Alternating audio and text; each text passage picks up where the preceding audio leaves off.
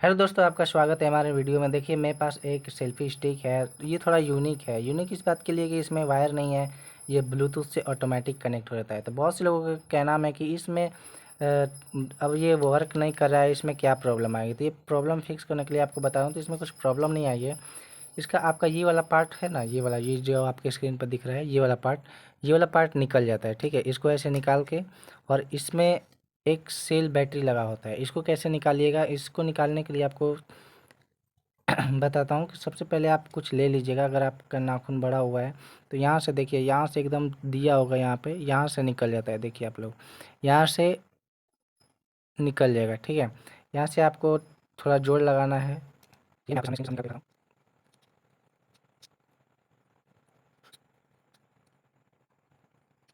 काफ़ी मेहनत लगी हमसे।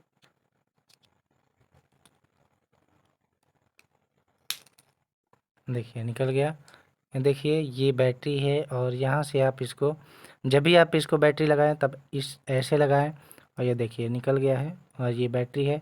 यहीं से आप बैटरी चेंज करके ये फिर से सेल्फी स्टिक आराम से फिर कस दीजिएगा, आपका ये वर्क करने लगेगा।